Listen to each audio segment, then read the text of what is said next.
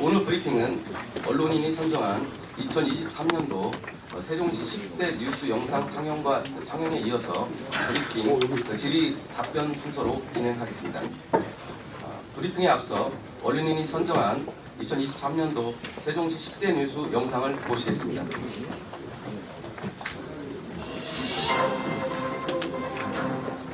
우리 시는 지난 9월 캐나다 포트맥머리에서 열린 CIB 주관의 국제정원도시 컨퍼런스 시상식에서 파이블룸 실버 등급을 부여받고 우수 공로상을 수상한 바가 있습니다.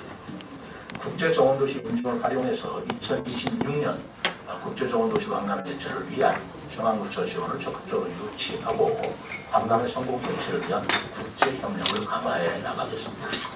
세종과 대전 도심을 연결하는 버스 노선이 잇따라 신설됩니다. 세종시 지편동과 대전시 둔산동 시청을 잇는 버스 노선 1001번이 신설되고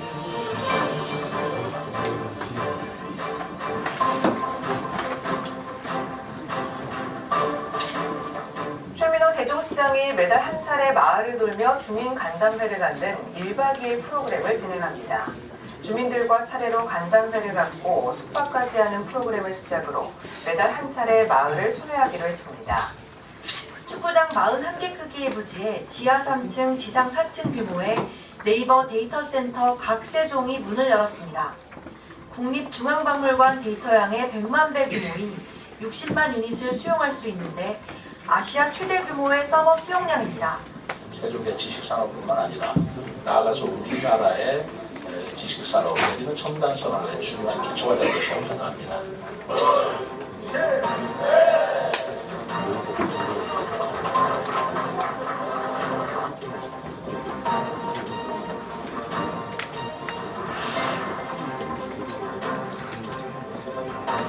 대전에서 세종 청주공항을 잇는 광역철도가 기획재정부의 예비타당성 조사대상 사업으로 선정돼 예타가 끝나는 내후년 상반기쯤 사업 시행 여부가 최종 결정될 전망입니다. 오는 2034년까지 대전 반석을 출발해 세종 청주공항을 잇는 60.8km의 광역철도를 건설하는 대형 사업입니다.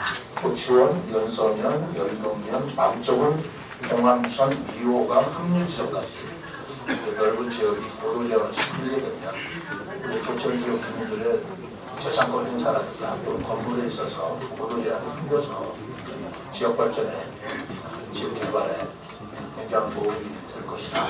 그런 생각이 드는데요. 국립미술박물관이 세종시 이전시 예상 관람객 수는 약 60만 명으로 국립박물관 단지까지 포함하면 약 360만 명의 관람객이 우리 시를 방문할 것으로 추정되고 있습니다. 세종 스마트 국가산업단지 조성 사업은 연서면 1원 275만 3천 제곱미터에 미래 모빌리티와 스마트시티, 바이오 산업 클러스터 등을 조성하는 사업으로 오는 2029년까지 사업비 1조 6천억 원이 투입될 예정입니다. 세종시와 세종시 교육청의 재정 특례를 연장하는 내용의 세종시법 개정안이 국회 본회의를 통과했습니다. 세종시는 3년 동안 약 2,500억 원 규모의 지방교부세와 지방교육재정 교부금을 추가로 확보할 수 있다며 앞으로 행정수도 도약에 필요한 제도적 기반 마련을 위해 세종시법 전면 개편에 나서겠다고 밝혔습니다. 국회 세종의사당 건립의 마지막 방문인 규칙안이 드디어 국회 본회의 문턱을 넘었습니다. 국회 기능 일부를 세종시로 이전하는 내용을 담은 국회 세종의사당 설치 및 운영 등에 관한 규칙안이 어제 본회의를 통과했습니다.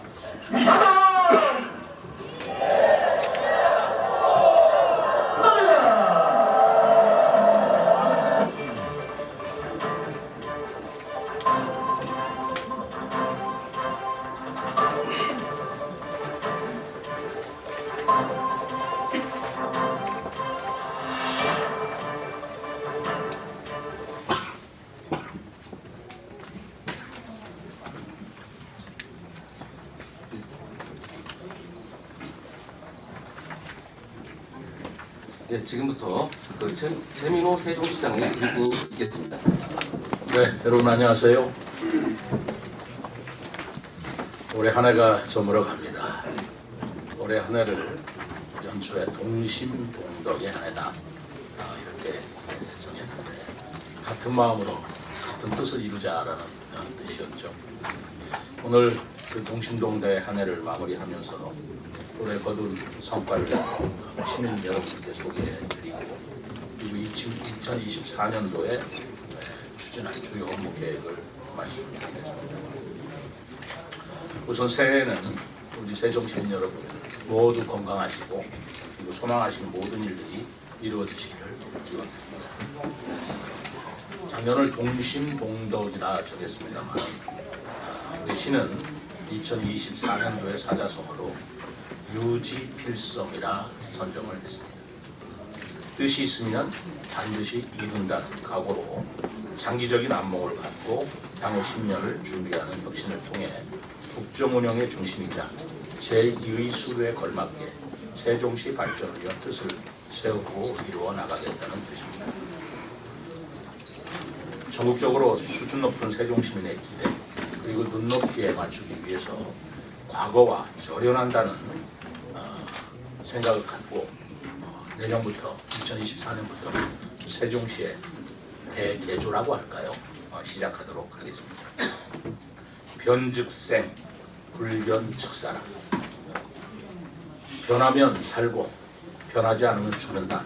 이런 위기가 곧 혁신의 기회라고 생각을 하면서 조직과 일련을 혁신하고 그리고 미래 투자적인 관점에 재정 역할을 영입해서 우리 세종시의 성장 동력을 확충해 나가겠습니다.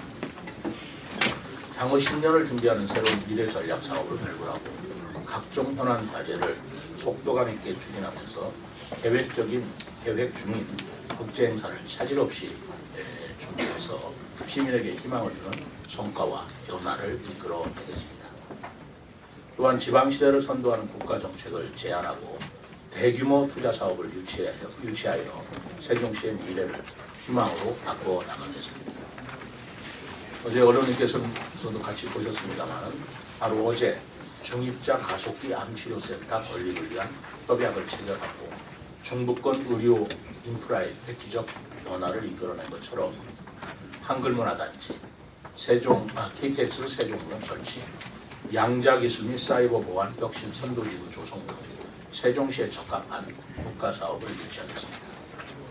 아울러 대규모 민간 투자를 통해서 세종시 내 금강의 관광 매력도를 향상시키는 비단강 금빛 프로젝트를 본격 추진하겠습니다. 세종 스마트 국가산단이 국토부 최종 승인을 받은 만큼 국내외 자본 및 기업을 대상으로 본격적인 투자 유치 활동을 전개하겠습니다. 또한 대전, 세종, 충북 광역철도도 임자 유치 방안도 검토해서 사업기간을 단축하거나 재정 부담을 완화하는 것도 검토해 나가겠습니다. 시민과의 약속을 지키기 위해 저로서는 최선을 다할 것을 약속드리면서 할 때 과제를 중심으로 2023년 성과와 2024년 주요 업무 계획에 대해서 말씀드리겠습니다. 첫째는 행정수도를 뛰어넘는 제2의 수도 세종이 되도록 하겠습니다.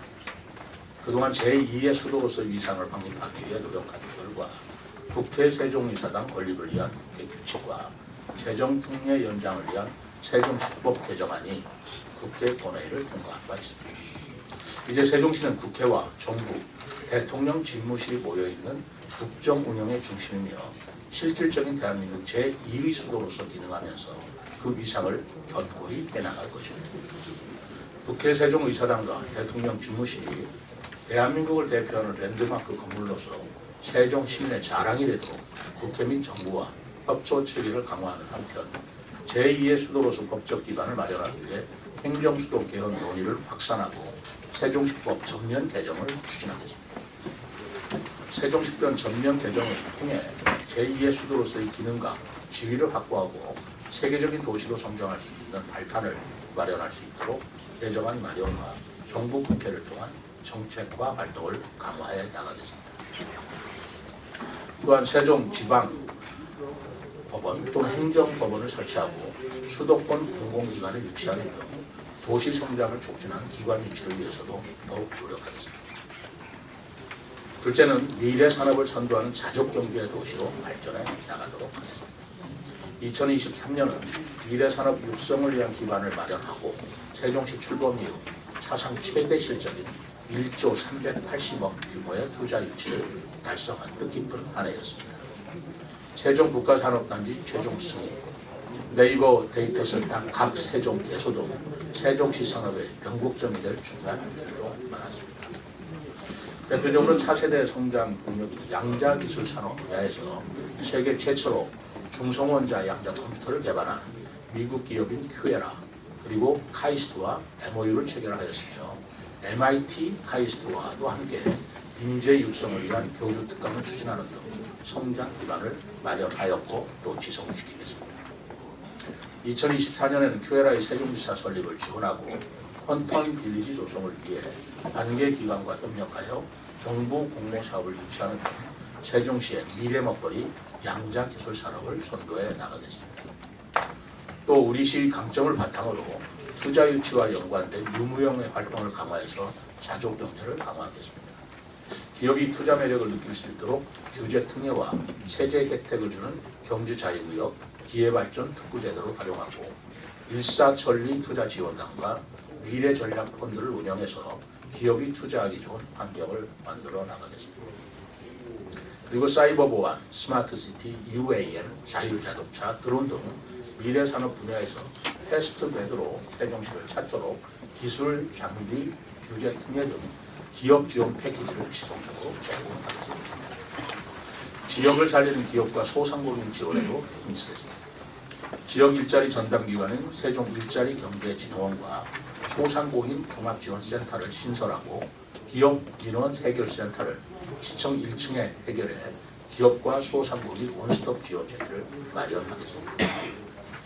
또 기업 소상공인 금융 지원과 여민전 발행을 확대하고 전통시장 시설을 확충해 전통시장의 경쟁력도 확보해서 자족경제 기반을 튼튼히 하겠습니다. 셋째는 품격과 매력이 넘치는 정원 속의 문화도시를 만들어 나가겠습니다. 2023년은 세종시가 문화관광 분야에서 나아가야 할 정체성을 찾고 싹을 틔운 한 해였다고 봅니다. 문화재단을 문화관광재단으로 새롭게 출범시켰으며 세종축제에 역대 최대 관람객이 방문하여 향후 충청권의 대표 축제로서의 성장 잠재력을 보여주었다고 생각합니다. 국립민속박물관 세종시 이전이 확정되었고 2024년 정부 예산에 이전 비용 61억을 반영시켜 속도감 있게 사업을 추진할 수 있게 되었습니다. 또한 새롭게 정원 속의 도시로의 정체성을 확립해 나가며 2023년 뉴가든 시티상을 수상하고 국제정원도시 평가 결과 최고 등급인 파이블룸 실버를 획득하여 그 가능성을 인정받는 바 있습니다. 이제 세종시 문화적 품격과 매력을 높이기 위해서 정원 속의 도시 세종과 비단강 금빛 프로젝트 등 핵심 콘텐츠를 만들며 시민 여러분과 함께 매력 넘치는 문화관광 도시의 새로운 모양을 이루어내겠습니다. 우선 2026년 세종국제정원도시 강남의 개최를 준비하여 세종시 정원 인프라를 확충하고 개선해 나가겠습니다. 대표 축제의 정체성이 확립된 만큼 전 국민이 찾는 수준 있는 축제로 다듬어 선보이겠으며 이응다리 정월 대보름 달맞이 축제로 전통문화 대표 축제로 새롭게 시민들에게 선보일 예정입니다. 또한 2027년 4개 세계대학 경기 개최 준비에 만전을 기하여서 체육 인프라도 점검해 나가겠습니다. 시민들이 기대하는 반다비 빙상장을 연내 개장해서 동계 종목에 대한 육성 및 지원도 확대해 나가겠습니다. 새로운 관광 상품과 색 있는 문화, 박물관 콘텐츠를 지속 보강해 찾고 싶은 도시로 만들어 나가겠습니다. 궁극적으로는 전 국민이 찾아와 즐기고 휴식할 수 있는 품격 있는 국내 최고의 정원 관광 도시로 만들어 나갈 계획입니다. 네 번째는 시민에게 편리한 미래 교통 혁신을 실현해 나가겠습니다. 그동안 대중교통 혁신 추진당을 출범하고 시민의 입장에서 새롭게 교통 체계를 바꾸기 위한 준비를 착실히 해왔습니다. 누리콜 같은 특별 교통수단 보급률 전국 1위를 달성하였고 대전, 세종, 충북 광역철도 사업이 기재부 예비 타당성 대상 사업에 선정되었으며 뼈끌 차량 증차 및 운행구역 확대 등 단계적으로 교통 혁신을 지속해왔습니다. 2024년은 그동안의 대중교통 혁신을 위한 노력을 시민이 체감할 수 있도록 버스 체계를 전면 개편하고 제2의 수도에 걸맞는 도로 철도망을 준비해 나가겠습니다. 우선 세종역 월 정액권 세종 이용 패스를 출시하고 12개 버스 노선 신설, 90대 버스를 증차해 대중교통 이용률을 획기적으로 개선하겠습니다. 월 2만 원으로 5만 원까지 사용이 가능하며 어울림까지 무료로 이용이 가능한 이용 패스는 여민정과 함께 세종시 새로운 시민 브랜드로 발전해 나갈 수 있도록 준비를 철저히 하겠습니다. 대전, 세종, 충북 광역철도의 경우에는 민간 투자 방식까지 폭넓게 검토해서 사업을 속도감 있게 추진할 수 있도록 국토부 등 관계기관과 협력을 강화해 나가겠으며 KTX 세종역, 고속도로 천마을 IC 설치, 금강교량 신설 등 도시 성장에 맞춰 도로 철도망이 준비될 수 있도록 모든 노력을 다하겠습니다. 아울러 시선 유도봉 등 도로 안전시설을 합리적으로 재정비하고 주차장, 회전 교차로를 추가 설치하여 시민 불편도 해소하겠습니다. 다섯째, 안전과 여성이 편안한 명품 안전도시로서 시민의 안전을 소홀히 하지 않겠습니다.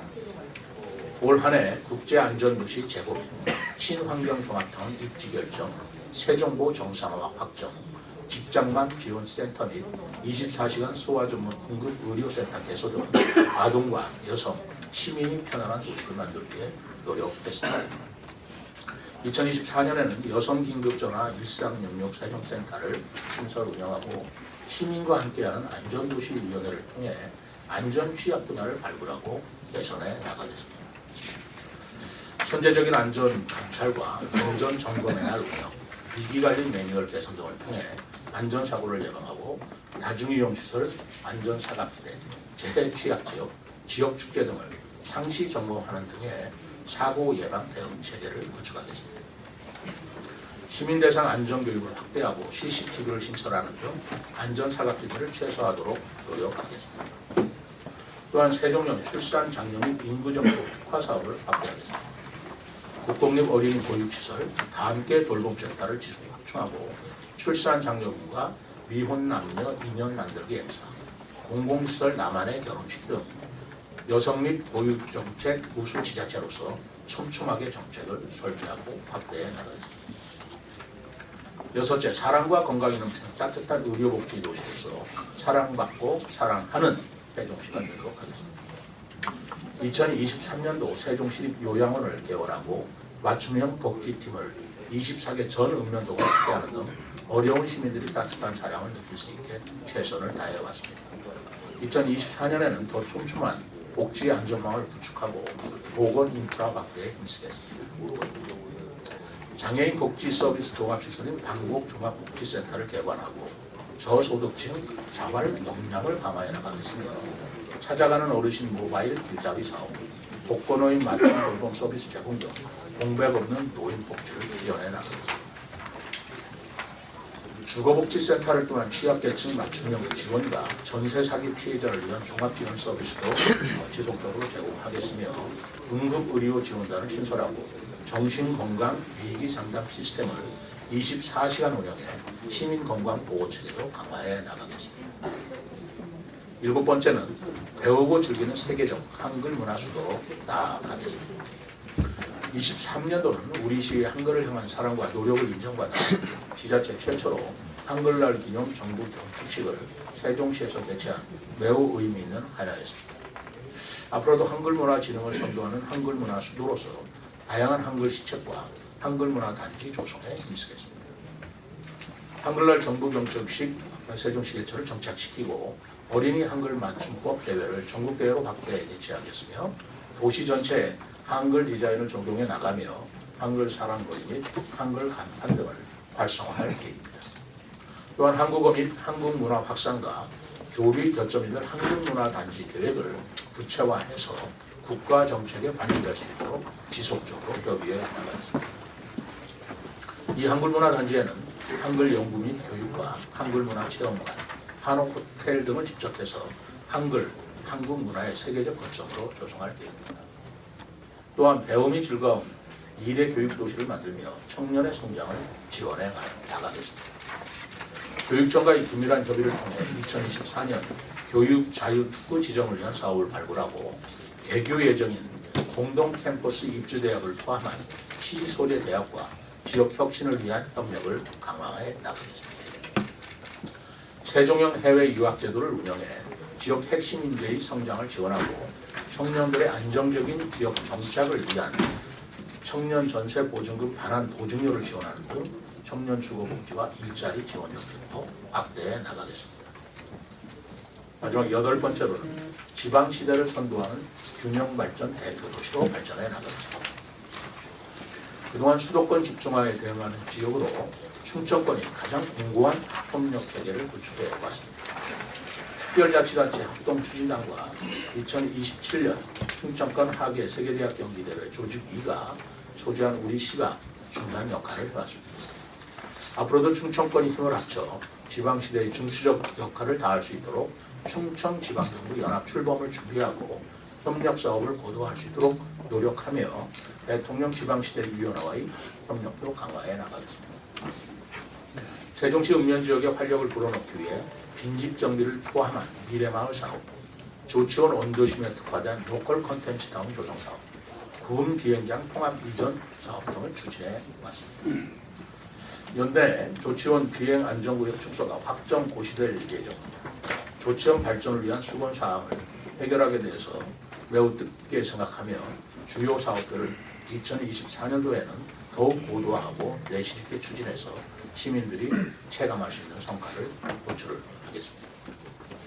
농농상생 발전을 위해 시행한 농업인 수당 사업을 안정적으로 정상시키고 싱싱장터 4호점, 소담동의 개장과 함께 판매 품목 다양화 등 로컬 푸드 사업을 지속적으로 혁신하겠습니다. 또한 시민이 공감하는 동물 복지와 청정 축산을 위해 유기동물센터 조성과 악취관리 등급제를 새롭게 추진하겠으며 철저한 방역을 통해 가축 전염병 청정 지역을 유지하겠습니다. 지금까지 2024년도 주요 업무 계획을 말씀드렸습니다. 이제 출범 11년을 지나 세종시가 지금까지 풍족한 재정을 기반으로 성장해온 방식이 유효하지 않은 시기가 오래됐다는 것을 알고 있습니다. 지금의 위기와 도전은 세종시가 앞으로 어떤 도시가 될 것인지 묻고 있습니다.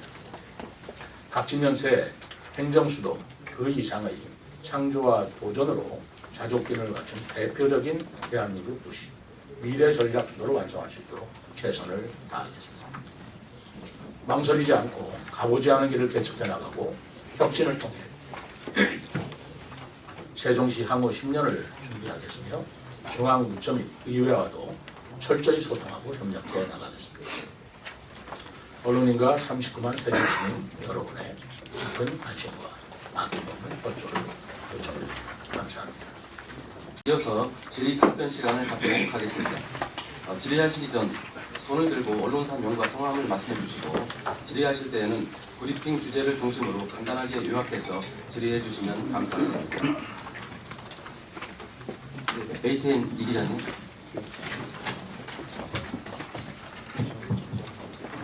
감사합니다.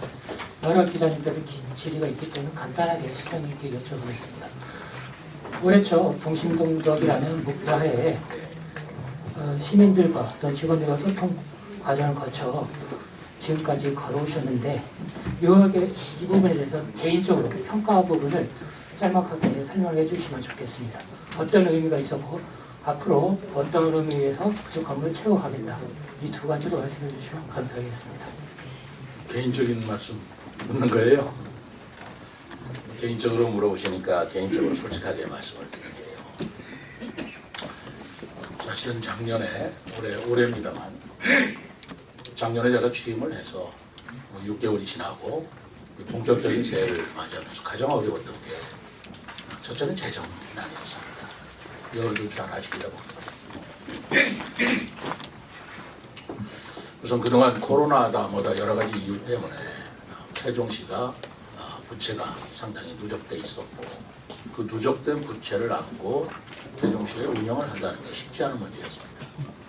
그렇기 때문에 나름대로 긴축 재정을 하고 그리고 또 효율적인 재정 안정을 위해서 노력을 기울여왔는데 이것은 혼자서 될 문제는 아닙니다. 우리 시민들과 함께 그리고 우리 공직자들과 함께 그리고 의회와 함께 하지 않으면 어려운 사업이었는데 나름대로 동심동덕이라는 그런 슬로건에 협조를 해주신 덕분이라고 생각합니다만 그래도 큰 재정에 큰 탈 없이 사업을 진행해왔다고 생각하고요. 두 번째는 제가 가장 어려웠던 것이 정치적으로 의회가 여소야대 구조를 가지고 있지 않습니까? 우리 집행부와 의회 간에 갈등이 심화되지 않을까, 협조가 원만히 이루어지지 않으면 어떡할까라는 문제에 제가 고심이 있었던 게 사실입니다. 동심동덕이라는 것은 바로 의회다 또는 집행부다 하는 정치적인 역학관계를 떠나서 세종시민 전체를 위해서 같이 힘을 합하자. 그를 위해서는 제가 늘 얘기했지만 진정성을 가지고 이해하고 서로 소통을 하면 해결될 것이다 라는 것인데 그 부분에 있어서도 의회 여러 가지 협조에 제가 감사드리면서 어려웠던 과제가 무난하게 넘어가지 않았나 생각을 합니다. 그런 측면에서는 상황이 재정이다 또는 경제적인 뿐만 아니라 어떤 정치적인 그런 구도 속에서 어려운 상황에서 출발을 했지만 2023년은 나름대로의 열심히 다 같이 일을 해주신 덕분에 많은 성과를 이뤄내었다고 자부합니다. 네, OTN 임 기자님. 네, OTN 임원성 기자입니다. 시민의 목소리를 듣고자 2023년도에 1박 2일하고 시민의 대화를 많이 하셨습니다. 2024년도에 또 지속해서 추진할 계획이 있으신가 하고요. 두 번째는 정원 속의 문화의 도시를 하시려고 하면 정원의 각종 문화 행사도 해야 되겠지만은 실제 세종시의 문화유산이 많이 있어야 됩니다. 현재 행복청과 LH에서 이 문화유산을 방치해 놓은 곳이 몇 군데 있습니다. 중앙에도 있고요, 산속에도 있고 다양한 들판에도 있습니다. 시에서 행복청과 LH와 적극적 협조하에 정원도시 문화를 즐길 수 있는 그런 것을 추진할 의향은 없으신가? 견해 좀 부탁드립니다. 좋은 질문 감사합니다. 아까 우리 10대 뉴스에 6위 정도로 올라왔던가요?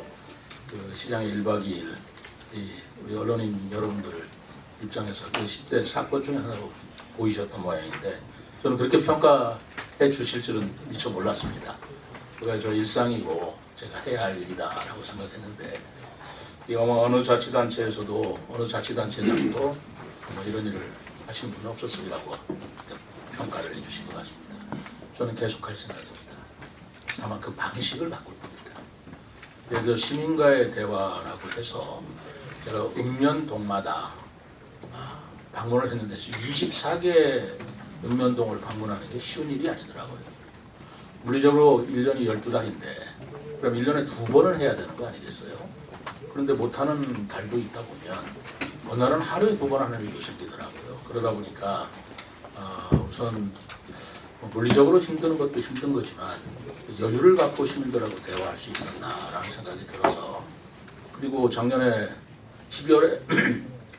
12월 초에 이제 막 끝났는데 나는 1월부터 다시 시작하면 뭐가 그렇게 큰 내용이 다시 나오겠습니까? 그래서 방식을 바꿔서 시민과의 대화를 권역별로 묶어서 하는 것도 생각해 볼 생각이고요. 그리고 시민과의 대화를 해보시면 여기 같이 와주셨던 언론 여러분들이 보셨겠지만 늘 시민들이 생활 속에서 느끼는 민원을 건의하고 민원 해결해달라는 그런 내용이 많았어요. 당연하게 생각합니다. 그런 부분에 대해서도 제가 성실히 답변을 했고 그리고 그 시민들께서 제기한 문제나 건의사항은 받아들인 3일 이내에 다 조치를 해드렸습니다. 3일 이내에 조치할 수 있는 건 조치해드리고 그리고 조치할 수 없는 건 언제까지 해드리겠다는 답변을 3일 이내에 다 해드려라 라고 해서 각 실과에서 그렇게 해온 걸로 제가 알고 있습니다. 그러다 보니까 시민들께서 그 시장하고 시민과의 대화에 뭔가 효과가 가시적인 효과가 있었다라고 해결이 되든 안 되든 만족감을 표시하는 걸 제가 봤는데요. 한없이 민원사항 받자고 제가 시민과의 대화를 하는 것도 미래지향적은 아닌 것 같다. 그래서 내년도부터는 시민과의 토론을 해봤으면 좋겠다. 예를 들어 제2의 행정수도 제가 8개 전략 과제를 말씀드렸는데 그 지역에 맞는 과제를 시민들에게 제시하고 그 부분에 대해서 더 나아가서 발전시키고 또 효과적으로 성공하기 위해서는 어떤 방식이 좋을지를 시민과 솔직하게 토크쇼가 됐든 토론이 됐든 간담회가 됐든 하는 형식을 빌려서 그분들의 아이디어를 듣고 저도 정책 아이디어를 얻는 그런 생산적이고 정책적인 방향으로 바꿔볼까 생각하고 있습니다. 1박 2일도 실제로 가보면 그때 같이 가셨던 분에 참 감사하게 생각합니다만 밤늦게까지 동석해 주셔서요. 주민들이 굉장히 좋아하셔요. 그리고 처음에는 얘기를 잘 안 하시다가 나중에 저녁이 익숙해지면 있는 속에 있는 얘기를 다 하시는 거예요. 사실 그게 1박 2일의 참 모습이라고 생각을 했습니다. 그리고 가장 더 제가 느낀 건 그 이튿날 아침이에요. 하룻밤 자고 그 이튿날 아침에 마을 지역 주민들께서 여기가 우리 지역의 문제요 하는 데를 가서 현장에 가볼 때 하룻밤 자면 만리장성을 쏜다고 그랬나요? 왜 그런지 정이 들어서 그분들도 굉장히 다정하게 말씀해 주시고 저도 현장에 가서 새벽에 그렇게 해서 현장을 둘러보고 같이 해장국 먹는 그런 경험이 아마 해보지 않은 사람은 모를 정도의 큰 보람과 즐거움이 있었습니다. 제가 왜 그 보람과 즐거움을 마다하겠습니까? 이건 계속적으로 할 생각입니다. 다만 내년은 선거가 있는 해이기 때문에 그 선거 기간이 있어요. 법적으로. 그 기간에 오해가 사지 않도록 그 기간을 피하고 그 이전이나 그 후에 하는 방안으로 검토를 하겠습니다. 그리고 문화유산 말씀하시는데 구체적으로 어떤 문화유산을 말씀하시는지 잘 모르겠지만 그런 것들이 있으면 적극적으로 말씀해 주시면 그건 뭐 당연히 우리의 문화유산이라면 우리가 지켜나가고 더 빛나게 해줘야 되고 정원하고 문화유산하고 이게 상치되는 부분이 아니잖아요. 오히려 더 멋있게 꾸밀 수 있는 그런 장소가 되고 소재가 되리라고 생각합니다. 적극적으로 검토하겠습니다. 예, 감사합니다. 네, 세정해설이 유 기자님. 예, 세종해설이 이경규입니다. 대전 세종광역철도를 잠깐 언급하셨는데요. 이게 아시다시피 이제 올해 하반기에 예비타당성 조사 대상 사업이 선정되지 않습니까? 그러면 내년부터 한 예타가 한 2년 가까이 길어지면 한 3, 4년이 될 수도 있는데 뭐 이제 그건 정부 마음이죠. 정부 마음인데 여기 민자로라던 표현을 쓰신 거 보면은 아마 시장님 혹시 원희룡 장관이나 이제 국토부 차관도 이렇게 접촉을 하고 그러셨을 텐데 그 대화에서 후순위로 밀릴 거라는 어떤 그 뉘앙스랄까 그런 언급을 받으셨는지 어떤 건지 시민들은 이제 물론 저속히 되길 원하는데 빨리 되기 어렵다고 생각을 하셨기 때문에 이런 민자로라던 어떤 표현을 쓰신 건지 어떤 건지 좀 듣고 싶습니다. 거꾸로죠. 민자 유치로 민자철도가 되면 예타가 면제가 됩니다. 그러니까 2, 3년 걸릴 필요가 없어요. 그러니까 민자 유치 사업으로 결정이 되면 자치단체와 이제 협의를 하도록 돼 있죠. 협의해서 이제는 민자가 철도 노선이나 이런 걸 다시 검토를 합니다. 그렇게 하기 때문에 오히려 저로서는 지금 국가 재정이 굉장히 어려운데 민자 사업을 민자 유치자가 생기기만 한다면 예타가 면제가 되기 때문에 예타 대상 사업이 아니에요. 국가 사업이 아니기 때문에 훨씬 더 빨리 할 수 있고 속도감 있게 할 수 있고 그리고 자치단체와 충분히 협의를 더 많이 할 수 있기 때문에 저는 오히려 바람직하다고 생각합니다. 그럼 혹시 지금 얘기를 하고 있는 어떤 민간 사업자가 있는지 밝힐 수 있습니까? 제가 민간 사업자까지 여기서 밝힐 일은 좀 그렇고요. 대화가 되고 있다고 말씀드리겠습니다. 네. 국토부에서도 그건 같이 추진하고 저희들은 긴밀히 연락하고 있습니다. 네. 세종방송 유 기자님. 예, 세종방송 이병기입니다. 지금 앞서 말씀하신 대로 지금 시출범 이후에 금년에 1조 380억 대규모 투자 유치를 하셨다고 말씀하셨고요. 근데 어제 행사를 진행했던 주민자 가족기 암치료센터 건립비가 민간 투자 방식으로 5천억이라고 알고 있는데요. 이 부분이 포함이 됐는지 1조 매출 유치에 포함이 됐는지 하나 여쭤보고 싶고요. 그리고 어제도 질문을 드리다가 좀 말았는데요. 지금 한양대학교하고 이제 투자사 그리고 이제 일본 도시화 측이 세종으로 이제 암치료센터 건립을 진행하기로 했는데 그 배경에는 어떤 세종으로 결정된 배경에는 어떤 점들이 있는지 말씀 부탁드리겠습니다. 네, 어제 많은 질문이 나올 거라고 예상을 했습니다만 우선 말씀드리고 5천억은 포함 안 된 겁니다. 그 포함시킬 수 없는 내용이에요. 이거는 어제 그 MOC라고 C는 되게 이제 MOU라고 하잖아요. Memorandum of Understanding인데 이거는 커미트먼트, 약속이라는 뜻입니다. 그러니까 그 약속을 했다라는 것뿐이지 법적 구속력이 있는 건 아닙니다. 그러나 MOU보다는 좀 더 확고한 그런 약속이라고 보시면 되고 사실 어제는 MOC를 공개를 했지만 그 이전에 사전 MOU를 맺었어요. 아까 어제 그 육자들하고 같이 맺은 바가 있고요. 그리고 이 5천억은 아직 MOC 단계에서 하겠다라는 약속이 우리 확정된 게 아니지 않습니까? 그러니까 여기에 1조 380억은 확정된 우리가 투자 유치액이지 앞으로 계획이 아니에요. 자기들이 확고하게 투자하겠다라고 약속한 거라 포함시킨 거고 5천억은 앞으로 가야 할 일이기 때문에 포함시켰다는 말씀 분명히 드립니다. 그리고 한양대하고 한 것은 어떤 경위가 어떻게 됐냐면 어제 잠깐 얘기가 있었습니다만은 그 코리아 히트라고 하는 그 SPC 그 법인 측에서는 맨 처음에는 제주도하고 하려고 했었던 것 같습니다. 제주대학하고 하려고 했던 것 같고 거기에 부지까지도 개별적으로 사서 거기에 추진을 해오던 그런 과정이었는데 제주대학 측에서 어떤 이유 때문에 그 중지를 한 것 같아요. 병원 측에 정확하게 제주대학 병원 측에서 중지를 했다고 난 들었습니다. 그러다 보니까 그 도시화 측과 그 말하자면 중입자 치료 시설을 MOU를 맺어놓고 제주도는 못한다고 그러니까 그것을 어제 그 대표 회사에서 한국의 다른 지역을 선정해 볼 테니 그거를 도시바에서 한국으로 말하자면 뭐라고 그러나요? 시설해 주는 것 그것만은 거둬두지 말자라고 서로 합의를 보는 과정에서 세종시가 바로 중입자 가속기 암치료센터가 대통령의 지역 공약으로 되어 있기 때문에 저하고 접촉이 됐습니다. 그리고 세종시가 여러 가지로 제주도보다 훨씬 더 입지가 좋죠. 그렇기 때문에 우리 국토의 중앙부에도 있고 그리고 이용하기도 좋고요. 그리고 중입자 가속기 암치료센터 여러분도 아시겠습니다만 지금 서울의 세브란스가 운영하고 있습니다.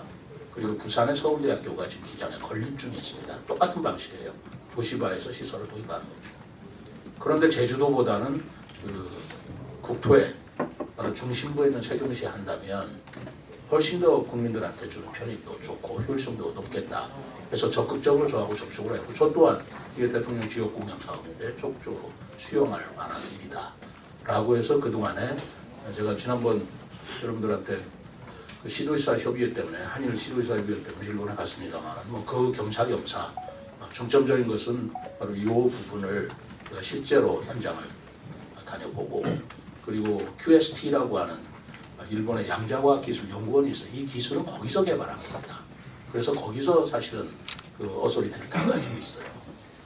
그렇기 때문에 그쪽에서 한국에 들을 것이냐 말 것이냐 최종 결정하는데 그분 원장까지도 다 만나 뵙고 그리고 세종시장으로서 제가 의지를 분명히 밝혔고 그렇기 때문에 이제 성사가 된 것입니다. 어제 말씀드렸다시피 그런데 그럼에도 불구하고 이 시설이 지금 아랍에미레이트라든가 대만이라든가 하는 데서 서로 도입하려고 경쟁을 벌이고 있는 마당이라서 도시바 측에서는 어떻게 할 거냐 세종시에서 확실한 의지를 보여주면 모르지만 안 그러면 아랍에미레이트나 대만하고 협상을 시작하겠다라는 사실 그 연락이 왔어요. 그래서 저희들이 제가 그런 의지도 표명했고 그 전에 우리 그 고성진 본부장이 일본에 다녀와서 그런 의지도 다 표명했고 했기 때문에 이제 성사가 된 것입니다. 한양대하고 한 것은 이 중입자 가속기 암치료센터는 단순한 병원이 아닙니다. 가속기를 이용한 암치료이기 때문에 원자력 공학이라든가 가속기에 대한 기술력이 뛰어나야 돼요. 한양대 공대는 여러분들이 아시다시피 원자력 공학에서는 뭐 우리나라 굴지의 대학이고 그 가속기 운영에 관한 공학적인 기술은 뭐 한양대는 믿을만 하고요. 그 다음에 병원도 한양대 병원 정도면 믿을만 하다. 그렇기 때문에 이 두 가지 기술과 두 가지 말하자면 기법을 적절히 활용할 수 있는 대학이 한양대라고 판단했기 때문에 한양대라고 해준 겁니다.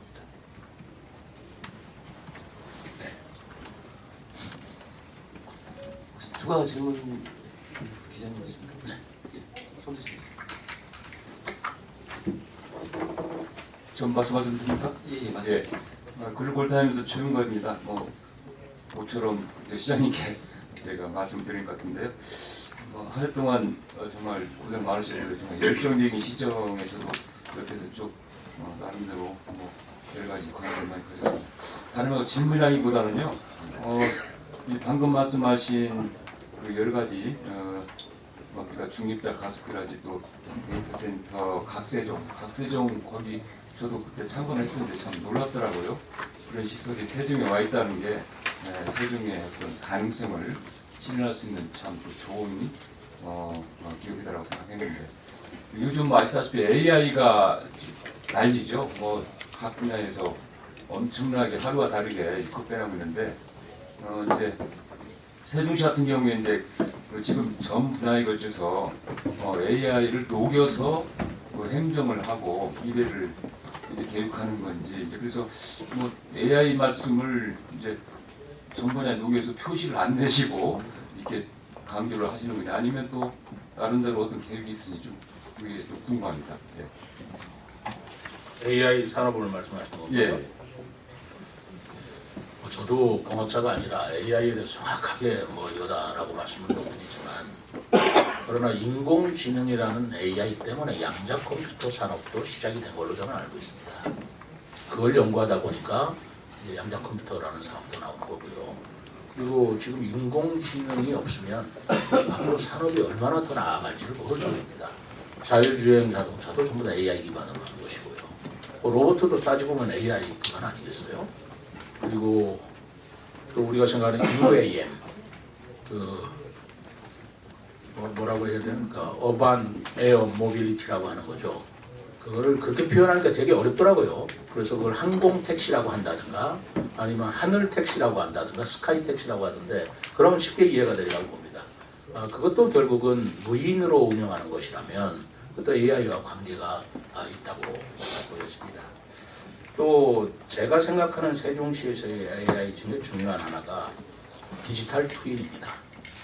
예를 들어서 세종시를 현재 보이는 도시, 그걸 오프라인 도시라고 한다면 사이버상에서 몇 개 분야만 다시 구현하는 그 트윈시티를 만들어서 사이버 트윈시티죠. 그 트윈시티에서 시뮬레이션을 돌려보면 우리가 실제로 그 현장에 가서 조사하는 것보다 훨씬 더 효과적이고 과학적인 걸 얻을 수가 있어요. 예를 들자면 교통 문제 같은 겁니다. 그러니까 우리 도로라든가 교통체계 시스템 신호등 체계를 전부 다 디지털 트윈으로 우리가 사이버상에서 구현할 수 있다면 시시각각으로 실시간으로 교통 문제를 해결할 수 있는 중요한 단서를 얻을 수가 있죠. 빅데이터하고 AI 결국은 그 차이라고 생각하지만 이런 것들이 앞으로 우리 도시 운영이나 아니면 도시 산업의 큰 기반이 될 거라는 것은 부인할 수 없을 겁니다. 그래서 AI 산업 같은 것을 응용한 양자 컴퓨터라든가 자율 자동차라든가 로봇 산업이라든가 스마트 시티라든가 UAM이라든가 하는 것들은 AI를 개발시키겠다라는 것은 순수 공학적의 개념이고 AI를 활용한 도시에는 어떻게 응용하겠다라는 점에 있어서는 제가 지금 말씀드린 그런 내용이 녹여 있다고 생각을 합니다.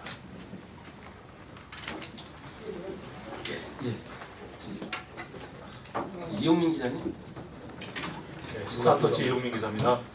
올 한 해 참 많은 성과들을 이루셨는데요. 너무 많아서 정리하기가 어렵습니다. 감사합니다. 올 한 해 시장님께서 가장 큰 성과라고 생각하시는 1순위부터 3순위 그리고 가장 아쉬웠던 부분들 1순위에서 3순위 그 다음에 내년에 추진할 정책 중에서 시장님께서 가장 애착이 가는 정책 1순위부터 3순위까지 말씀해 주시면 감사하겠습니다. 시간을 주셔야지 그냥. 근데 우리 기자 여러분들이나 시민 여러분들이 보시는 성과와 시장으로서 제가 보는 성과가 좀 다릅니다. 그건 솔직하게 말씀드릴게요. 그 성과라는 것은 시민들이 보시기에는 그런 거 있으면 좋았네 라고 하지만 제가 느끼는 성과는 정말 어려운 걸 해냈다 라는 게 성과라고 생각을 해요. 정확하게 비교를 해보자고요. 예를 들어서 어제 중입자 가속기 암치료센터 했지 않습니까? 그거와 국회의사당이 이쪽으로 이전 확정된 거와 큰 의미로서는 국회의사당이 성과로서 크게 일본을 쳐야 되는 건 당연한 겁니다. 그러나 제 개인적으로는 중입자 가속기가 훨씬 더 성과라고 생각하고 있어요. 이것은 국회의 문제는 사실 저 혼자 해결할 수 있는 문제도 아니고 국회 차원에서도 얘기가 돼야 되는 거고 이건 국정 차원에서 논의되기 때문에 큰 물줄기 속에서 흘러가는 것에 저는 같이 동참을 했다고 그럴까? 같이 거기에 적극적으로 노력을 했다는 것뿐이지만 중입자 가속기나 양자 컴퓨터 분야는 그건 오로지 시장으로서 뛰어온 결과입니다.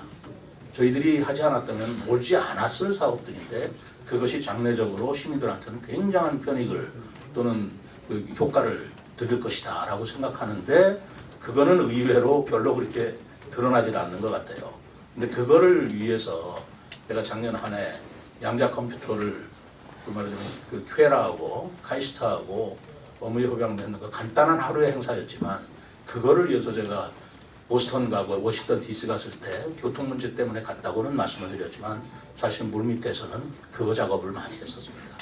이번에 일본에서도 한일 지사협의회로 갔지만 사실은 물밑에서는 중입자 가속기 암치료센터를 어떻게든지 유치해 보려고 제가 굉장한 노력을 했는데 그거를 다 공개하고 세상 살 수는 없잖아요.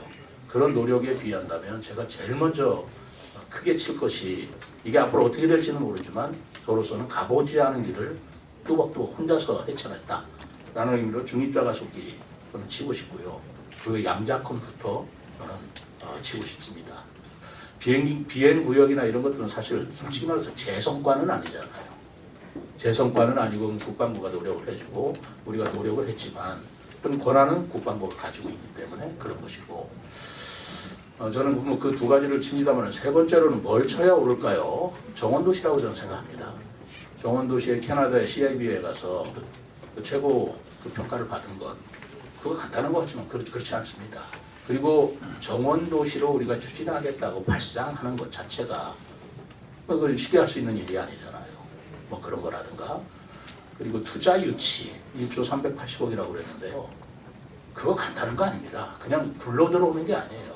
뭐 그건 제가 했다기보다는 솔직히 우리 경제통상국장이나 우리 투자 유치 담당관이나 그 공무원들이 굉장히 애쓴 결과라고 생각을 합니다만 그런 문제. 그리고 또 하나 있다면 친환경 종합타운 그 입지 결정한 문제입니다. 그것도 뭐 결과로 봐서는 그렇게 된 거 아닌가라고 하지만 그렇게까지 이루어지기 위해서는 우리 공무원들과 저와 사실 그 밑에서 굉장히 고민을 많이 했고 그분과 대화를 하고 하는 그 과정이 굉장히 힘들었던 그런 것이다. 힘들게 일함으로써 얻어낸 애쓴 결과 그것이 저는 가장 큰 성과라고 생각을 하고 있어서 차라리 그런 것들이 큰 성과라고 생각을 하고 있어요. 내년도에 제가 꼭 하고 싶은 게 있다면 저는 아까도 얘기했지만 교통 문제 해결을 해줘야 됩니다. 이것은 제가 누차 얘기하지만 이건 복지 정책이 아니에요. 우리 5, 6 생활권 앞으로 3,000세대 내년도에 분양이 된다고 할 때 우리 그 자가용 갖고 오시는 분이 도로만 어떻게 하시겠습니까? 저로서는 잠이하는 문제로 중요한 문제입니다. 그렇기 때문에 대중교통으로 우리가 전환하지 않으면 안 된다라는 생각으로 시작했던 건데 제가 묘한 걸 느끼고 있어요. 사실 교통 버스 요금 무료화로 제가 맨 처음에 전국 최초로 터뜨렸습니다. 그러나 그거보다는 재정난 때문에 그랬습니다.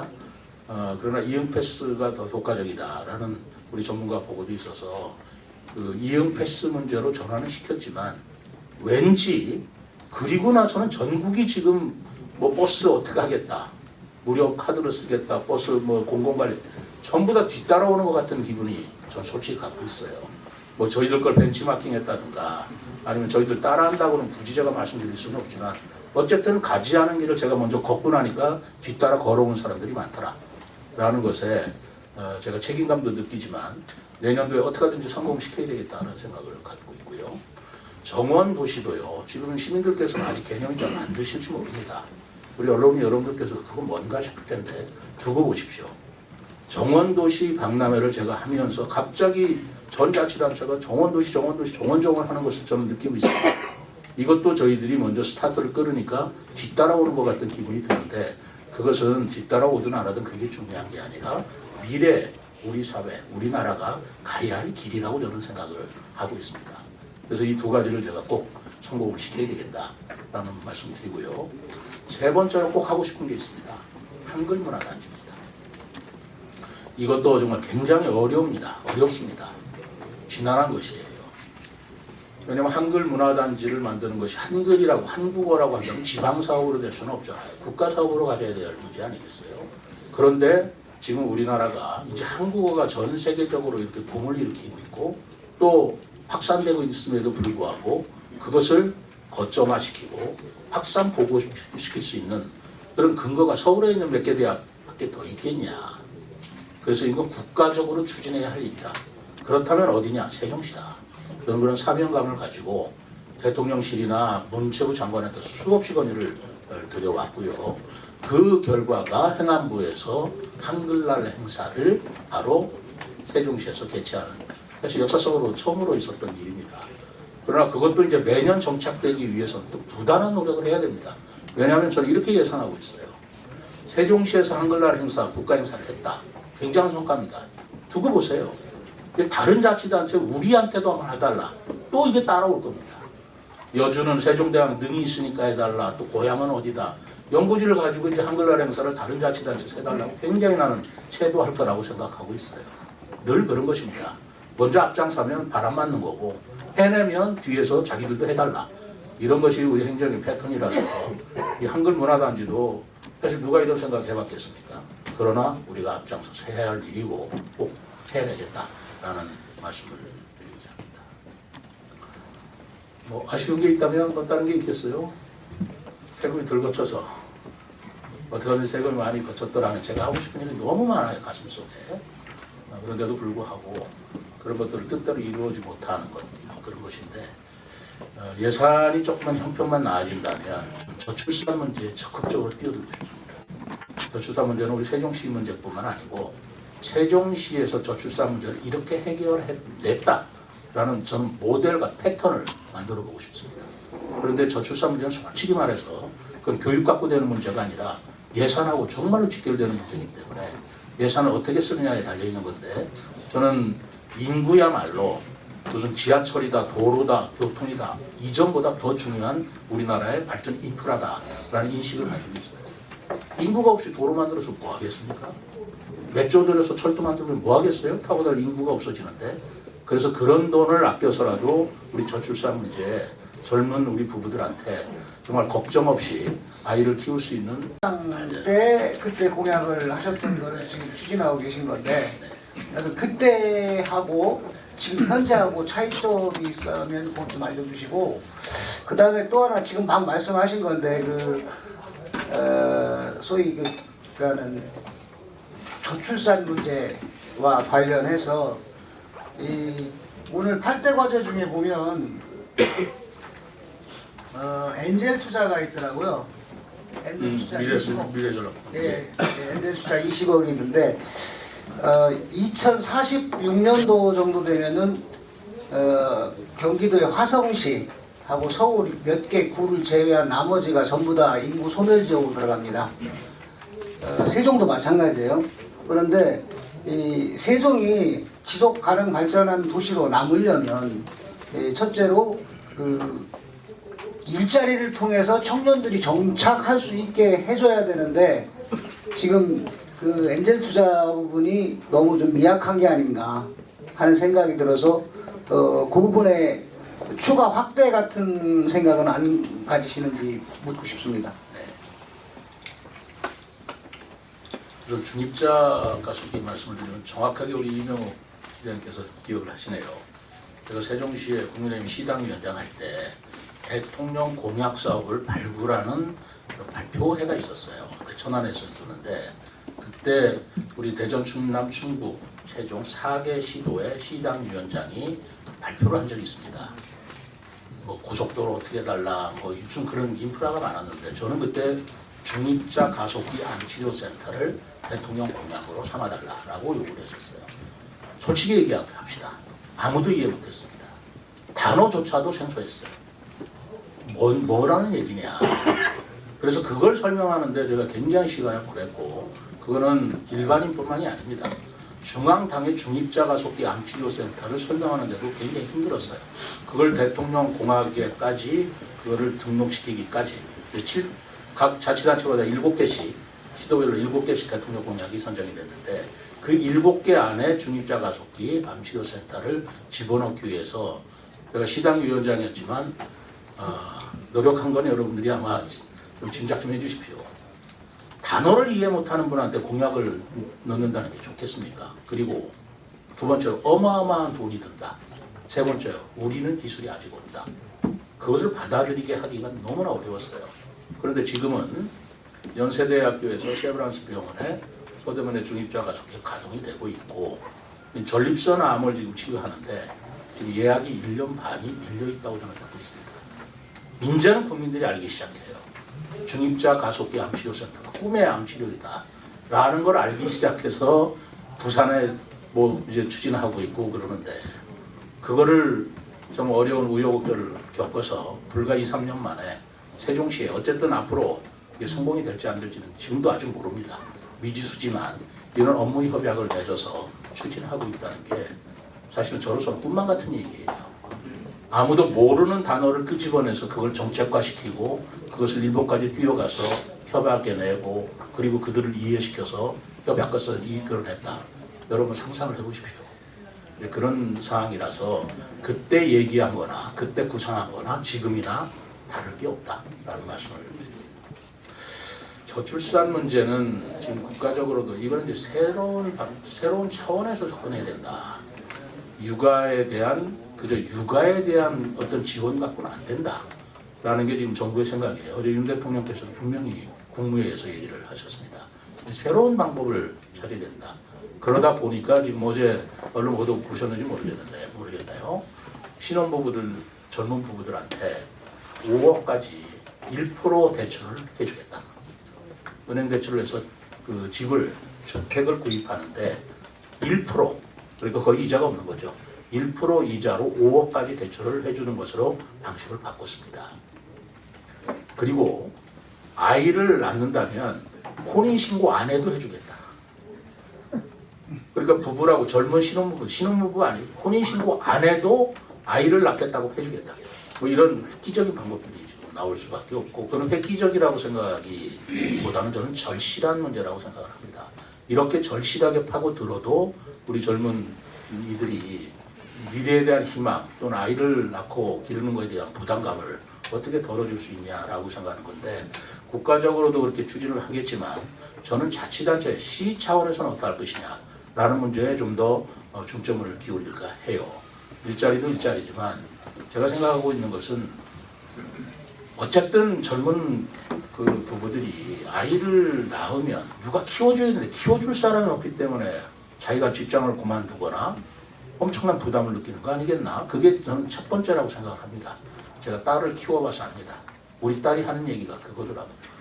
직장 다닐 때 누가 애를 봐줘야 되는데 엄마를 한없이 불러올 수도 없고 어린이집 들어가자니 줄을 서야 되고 그래서 저는 어린이집 확충이 굉장히 중요하다라고 저는 생각을 해요.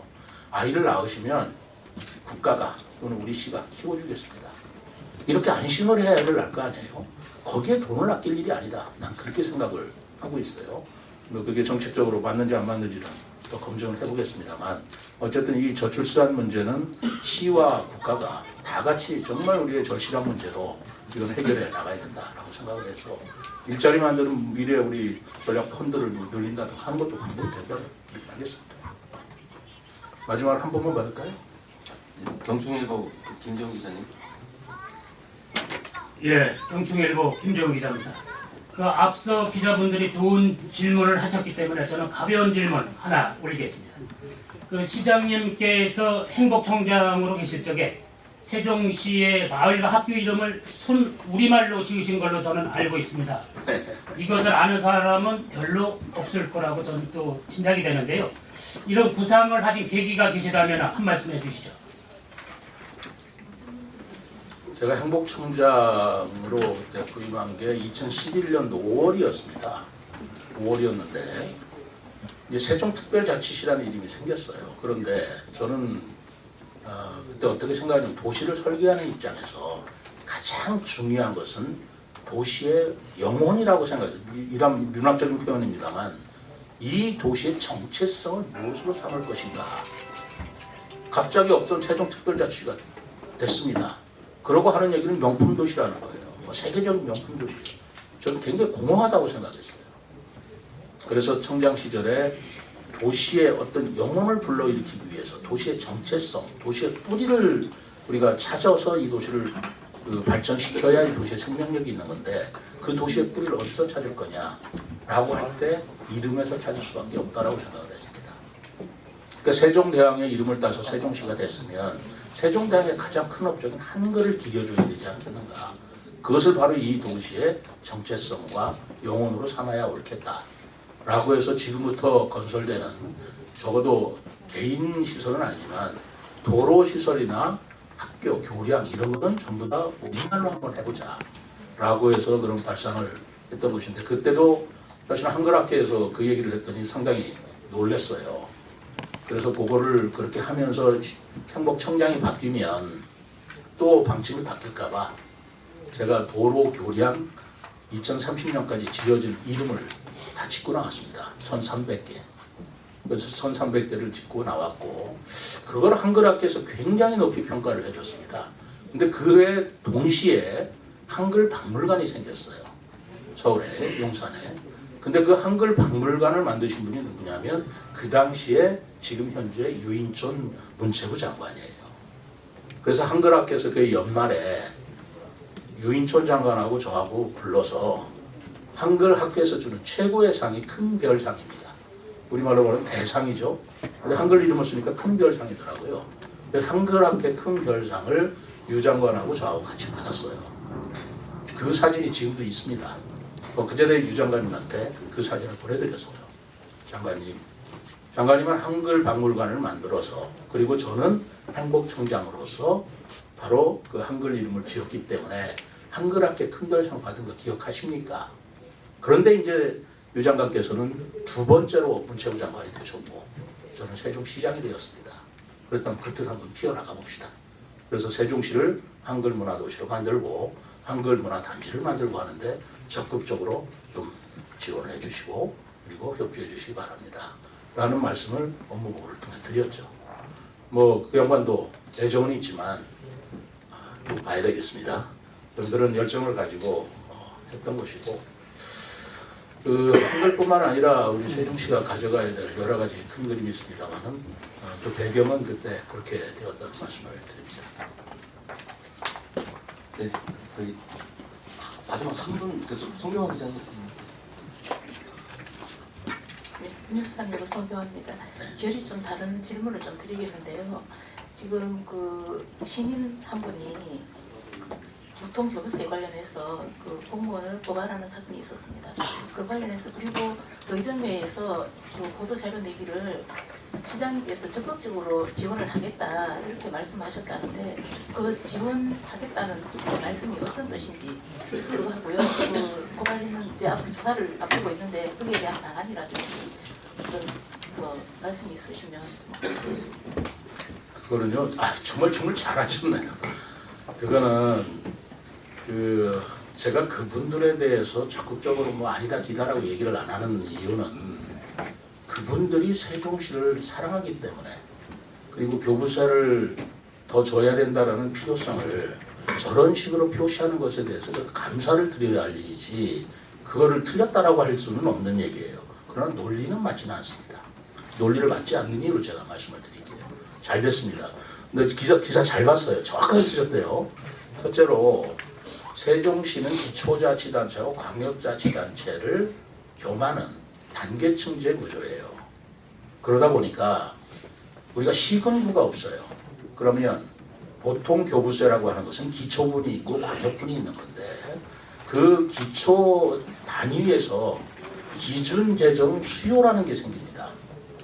기준재정 수요라는 게 생기는데 그것이 부족할 때 그 부족분을 바로 기준재정 지출에 의해서 교부세로 얹어주는 건데 우리는 군 단위, 시군 단위가 없기 때문에 기준재정 수요를 계산할 단위가 없어요. 그렇지 않습니까? 그러니까 교부세를 산정할 수가 없는 겁니다. 그리고 시기적으로 볼 적에도 우리가 세종시가 2012년도에 출범을 했는데 세종특별자치법, 세종시특례법이라는 게 2012년도에 된 거 아니겠어요?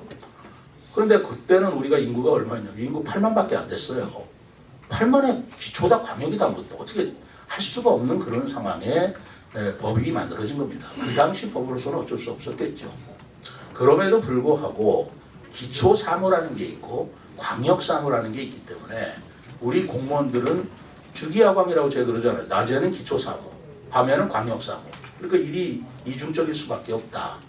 거기에 따른 비용과 거기에 따른 인원과 거기에 따른 예산은 줘야 옳다라고 주장을 했기 때문에 바로 세종시 특례법에 의해서 광역분에 주는 교부세의 25%를 얹어주는 겁니다. 그 기초분을 어떻게 산정할 수가 없으니까 대략적으로 25% 얹어준 건데 그게 항구적으로 법이 돼야 옳지 않겠습니까? 그리고 앞으로 인구가 더 늘어나면 제주도와 같이 제주도는 기초자치단체는 없습니다. 그러나 행정구역으로서 시군구가 4개가 있어요. 거기는 옛날에 기초자치단체였을 때 받았던 기초분 교부세를 그대로 똑같이 받고 있습니다. 일반 교부세 3%를 정액으로 주게 돼 있어요. 제주도는 손해가 본 게 없어요. 근데 우리는 그런 게 없기 시작했기 때문에 지금에 와서 우리도 이제 제주도와 같이 정액제로 하든 정률제가 되든 교부세를 더 줘야 된다라는 필요는 분명히 있는 겁니다. 그러나 그것이 법적인 근거를 갖고 또 법제화가 되려면 뭔가 차근차근 기초적 연구가 필요하지 않겠어요? 그래서 제가 작년부터 서울대학교 행정대학원에 그 세종시 재정행정에 대한 특례를 용역을 맡겨서 연구를 하고 있는 겁니다. 논리가 없어서가 아니에요. 그런 용역기관이나 서울대학교 같은 권위 있는 기관에 이름을 좀 빌리고 그분들의 아이디어를 얻고자 하는 것입니다. 그렇기 때문에 이 부분은 그렇게 해결할 수밖에 없지. 그동안에 기초분을 못 받은 걸 제주도를 대입시켜서 몇 조를 못 받았다. 그런 주장이 있는 것은 그 심정은 제가 충분히 공감하고 고맙게 생각하지만 논리적으로는 받아들여질 수가 없을 것이다. 법적으로. 그런 것이고 이 사항을 빠뜨렸는데 감사원에 이미 그 추진단체에서 감사원의 이 부분을 가지고 공익감사 청구를 했어요. 감사원의 결과는 뭐였냐면 각하였습니다. 이건 공익감사 대상이 안 된다. 그래서 각하된 상황을 가지고 공무원이 잘못했다 해가지고 고발을 한다면 뭐가 되겠어요? 그건 고발거리도 아니거니와 그 공익감사 청구거리도 안 되는 게 고발거리가 되겠냐 그런 생각이 들어서 그거는 우리가 대응하고자 시고의 문제가 아니다. 그러나 공익감사 청구가 각하됐음에도 불구하고 공무원들을 고발했다면 그건 공무원들에 대한 문제가 좀 있을 것이다. 고발한 측에 대한 문제가 있을 것이다. 라는 생각이 들지만 어쨌든 그분들의 충정은 우리 세종시 발전을 위한 재정 확충의 문제가 있기 때문에 그걸 가지고 감정적으로 대학을 할 일은 아니다. 그러나 공무원 개개인을 고발하고 특명을 한 건 그건 좀 문제다라고 저는 생각하고 있습니다. 네, 시간 관계상 이상으로 브리핑을 모두 마치겠습니다. 참석해주신 언론인분들과 시청해주신 시민 여러분께 대단히 감사를 드립니다. 비축제는 안 물어보시네. 비축제는 제가 한마디 드릴게요. 끝났지만 제가 그때 비축제 10월 2일이었나요? 그때 했을 때 저도 여러분들한테 오늘 똑같이 말씀드렸습니다. 제가 봐도 굉장히 미흡하다. 그래서 이런 부분을 덮어둘 일이 아니고 시민들께서도 굉장히 실망하는 그런 모습을 현장에서 내가 봤기 때문에 제가 일요일날 긴급 우리 간부회를 열고 월요일날 아침에 제가 부활을 하겠습니다. 그리고 사과드립니다. 공식 참가했습니다. 그랬죠? 그리고 정말 열심히 했어요. 제가 정말 진드지 하다시피 해서 그제 크리스마스 그 연휴 기간 동안의 비축제 모습은 자화자찬하는지는 모르겠습니다만 정말 많이 보강이 됐다. 그리고 외지에서 오시는 손님들도 많았고요. 그분들이 하기에는 최고의 비축제를 보았다. 뭐 그런 말씀들을 들어온 것 같고, 그리고 24일 하루 8,000명이지만 연휴 3일 연휴였잖아요. 3일 연휴 동안 다녀간 분은 거의 2만 명이 넘는 2만 명 가까이 된다라고 생각할 적에 우리 비축제가 내년에 이거보다 더 잘해야 되지 않겠어요? 더 발전시키면 이응다리를 중심으로 하나의 비축제가 이제 또 하나의 이름 있는 축제로 자리매김할 수 있겠다라는 좀 자신감을 얻었습니다. 그동안 언론의 여러분들께서 제가 이렇게 사과를 드리고 나서 그걸 아프게 계속 지적해 주시지 않고 격려를 해주시면서 지켜봐 주신 것을 오늘 감사하다는 말씀을 드립니다. 그리고 거기에 따라서 우리 전 간부들하고 그리고 우리 실무자들이 정말 애썼어요. 애써서 이만큼 해낸 건데 불과 한 일주일 열흘 만에 이 정도 해낸 것도 저는 우리 수고했다고 생각을 합니다. 그 부분에 대해서 좀 평가를 해주셨으면 감사하겠고요. 이거를 이어서 시민들께 그 공사하는 기간 동안 서비스를 못했다라는 그 책임감 때문에 제가 12월 31일 날까지 하려고 했던 것을 1월 14일까지 연장을 시켜서 더 즐길 수 있게 해드리고, 그리고 12월 30일 날은 제야의 제야식인가요?